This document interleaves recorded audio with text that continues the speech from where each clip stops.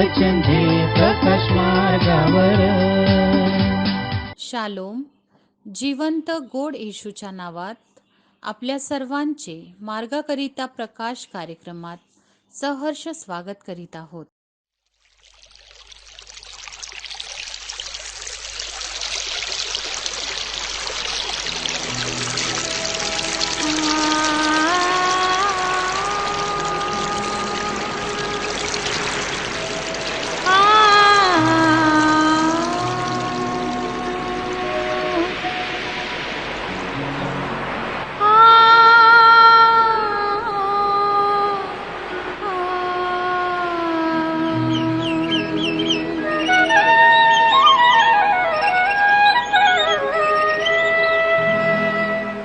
मी गोड गीत गावे देवा तुझ्या प्रीतीचे.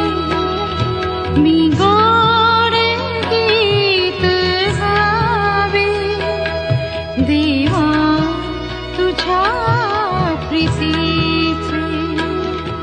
तुझेच गुण गावे हे ध्येय जीवनाचे. हे ध्येय जीवनाचे. मी गोड गीत गावे देवा तुझ्या प्रीतीचे.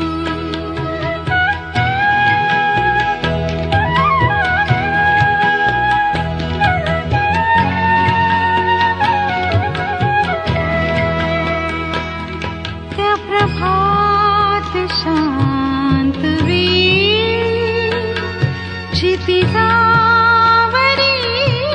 तिलाली. क्षितिजावरी तिलाली. बेरुनी आल्या वेली गाण्या तुला भूपाळी. गाण्या तुला भूपाळी. मी गोड गीत गावे देवा. च्या मननासाठी देवाचे वचन. दुसरे राज्य अध्याय 20 1-5 ही वचने. दुसरे राज्य अध्याय 20 1-5 ही वचने. त्या समयी हिजकिया आजारी पडून मरावयास टेकला. तेव्हा आमोजाचा पुत्र यशया संदेष्टा त्याचकडे येऊन त्याला म्हणाला, आपल्या घराची निर्वानिरव कर, कारण आता तू मरणार, जगणार नाहीस. तेव्हा त्याने आपले तोंड भिंतीकडे फिरवून परमेश्वराची प्रार्थना केली. तो म्हणाला, हे परमेश्वरा, मी तुझ्या समोर सत्यतेने व सात्विक मनाने वागलो आहे आणि तुझ्या दृष्टीने जे योग्य तेच करीत आलो आहे. याचे स्मरण कर, अशी तुला मी विनंती करीतो. असे म्हणून हिजकिया मनस्वी रडला. तेव्हा नगराच्या मधल्या चौकात यशया जाऊन पोहोचतो. तो त्याला परमेश्वराचा संदेश आला तो हा, परत जाऊन माझ्या लोकांचा नायक हिजकिया यास सांग, तुझा पूर्वज दावीद याचा देव परमेश्वर म्हणतो, मी तुझी प्रार्थना ऐकली आहे, तुझे अश्रू पाहिले आहेत, मी तुला बरे करीतो. तू आजपासून 3ऱ्या दिवशी परमेश्वराच्या मंदिरी जाशील. प्रभू परमेश्वर या वचनांद्वारे आपलाच दिवस आशीर्वादित करो. प्रभूच्या नावाला धन्यवाद असो. एकदा पुन्हा परमेश्वराने ही सुंदर सकाळ आपणा प्रत्येकांच्या आयुष्याला जोडली, याबद्दल परमेश्वराचे खूप खूप आभार. आजचे वाचलेले शास्त्रभाग दुसरे राजा 20वा अध्याय वचन 1-5.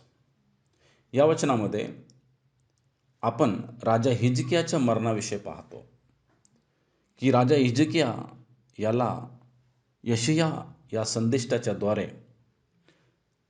संदेश आलेला आहे की हे राजा तू मरणार. आपण पाहतो की तो संदेश मिळताच राजा हिजकियाने परमेश्वराकडे प्रार्थना केली व राजा हिजकियाच्या 15 वर्ष आयु वाढलेली आहे. परमेश्वराने त्याला 15 वर्ष अधिक आयु प्रदान केली. पण हे कसे झाले? जर आपण याकडे जर लक्ष लावलं तर आपल्याला कळेल. वचन 3 मध्ये आपण पाहतो की हिजकिया हा लगेच परमेश्वराकडे भिंतीकडे आपला डोळे केले, चेहरा केला आणि परमेश्वराकडे त्याने प्रार्थना केली. तो म्हणतो, या ठिकाणी स्वतःचं जीवन हिजकियाने परमेश्वरासमोर ठेवलेलं आहे. तो म्हणतो, तुझ्यासमोर सत्यतेने, सात्विक मनाने चाललो आहे. तुझ्या दृष्टीने जे योग्य तेच मी केले आहे. आणि परमेश्वर या गोष्टींच्या द्वारे राजा हिजकिया परमेश्वरासमोर आपलं जीवन, संपूर्ण जीवन मांडतो आहे. माझे प्रणव, हिजकियाची प्रार्थना समाप्त झाल्याबरोबर यशया ज्याच्याद्वारे प्रथम संदेश त्याच्यापर्यंत आलेला होता, तो संदेष्टा परत येतो आणि त्याला म्हणतोय की राजा हिजकिया, तू मरणार नाहीस, तर 15 वर्ष अधिक तू जिवंत राहशील. आणि हा आशीर्वाद त्याच्या प्रार्थनेच्या द्वारे मिळालेला आहे. आज आमच्यासमोर आणि तुमच्यासमोर एक प्रश्न असा आहे, जर देवाचा संदेश जो हिजकियाला प्रथम मिळाला होता, तो संदेश जर आपणापर्यंत जर आज आला, तर आपलं काय उत्तर असेल? आपण काय करणार? काय हिजकियाप्रमाणे आपण करू शकू का? म्हणून या आपण आपलं जीवन असे जगू की देवासमोर थाटपणे उभे राहू आणि देवाला आरोडे मारू. आणि निश्चितच आमचा परमेश्वर प्रार्थना ऐकणारा परमेश्वर आहे. ज्या प्रकारे हिजकियाने उत्तम जीवन परमेश्वरासमोर प्रार्थनेच्या द्वारे जेव्हा मांडला, परमेश्वराला आपला निर्णय बदलवावा लागलं आणि परमेश्वराने परत त्याला 15 वर्षाचं आयुष्य प्रदान केला. माझे प्रणव, आमचा परमेश्वर कृपाळू दयाळू आहे, परंतु काय आपण त्या कृपाळू दयाळू परमेश्वराला आवडेल असं जीवन जगत आहोत का? हा प्रश्न आम्हा प्रत्येकासाठी आहे. या प्रार्थना करू. पवित्र देवा, तुला धन्यवाद, तुझी स्तुती हो. खरंच देवा, तू कनवाळू आणि कृपाळू आणि अत्यंत महान असा परमेश्वर आहेस. परंतु प्रभू, आम्ही त्या प्रकारे जगावं आणि आमच्या प्रार्थनेचं उत्तर प्रभू आम्ही प्राप्त करावं, असं तू आम्हाला कर. देवा धन्यवाद, सुंदर वचना करवी आमच्याशी बोललंस. सर्व महिमा, आदर, गौरव तुला देतो. प्रभू येशूच्या नावात प्रार्थना करतो, म्हणून तू ऐक पिता. आमेन.